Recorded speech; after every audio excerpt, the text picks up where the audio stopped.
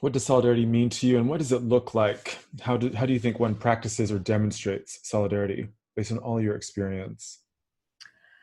In a way, I visualize it both as a cradle, as about tending and nurturing, but also as a fist. Um, it has to be a fist. Solidarity has to be organization.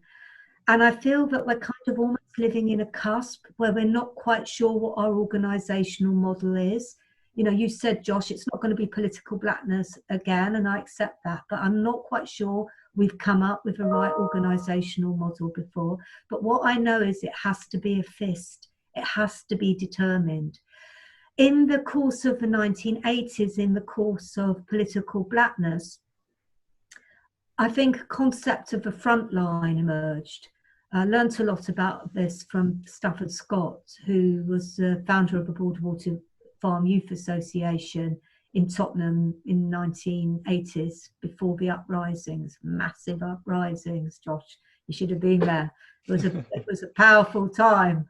But you know, the concept of the front line, I think, is important. But you know, and this also informs my thinking as the director of the Institute of Race Relations, which is an educational charity, which is an NGO. And, you know, a lot of NGOs and charities get bought up because they don't see that their role is a frontline organisation. They're there, they've got a particular authority, they've got space.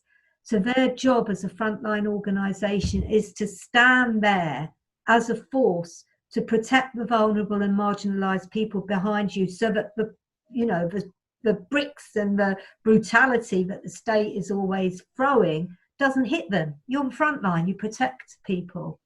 But a lot of organisations, instead of staying true to that principle of frontline organising, become buffer organisations, which means that the state use them to pass their message back to the vulnerable and the marginalised. Right. So that's why I say that solidarity has to start from the perspective of the most marginalised and the most vulnerable. It's about being a force to protect them.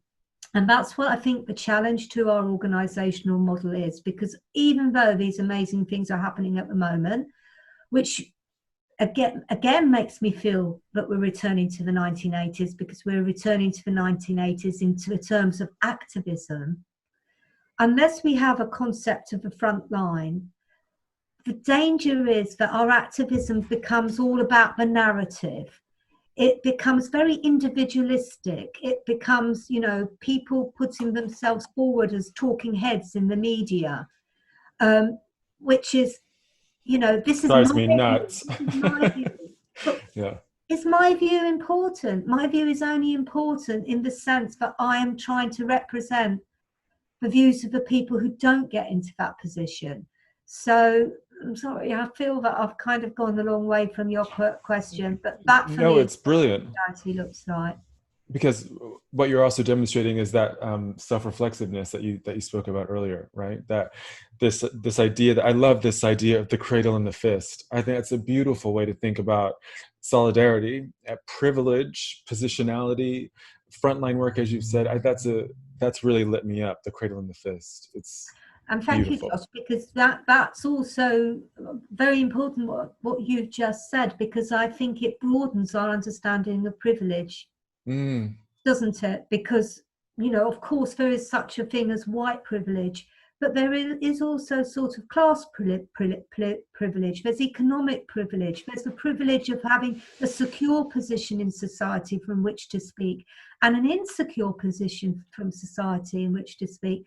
And funnily enough, that's one of the things. But when I used to go into Europe, you know, in the 1980s, to different sort of anti-racist projects in Europe, it was always very interesting, because you'd have a lot of sort of white left people being very arrogant, as we know. It tends to happen on the white left, because, you know, they have had the class experience, therefore they're going to tell us what is true. But they would always sort of say, well, you know, in the UK, you've had a, you know, black working class militant struggle, but our minorities haven't done this. But, you know, in Germany, people were guest workers. They did not have secure immigration status. So the Turkish German community, they didn't have rights to organize in trade unions. They did not have a secure position from which to campaign for their rights. In the Right. UK, at least the Black Caribbean and the Black Asian, or the Asian, sorry, I'm thinking political black here, the Asian communities who came, because they came from the mother country, they had citizenship status. Citizens, you know, the demarcation of our society between citizens and non-citizens is also linked to our privilege to speak, or our inability to speak.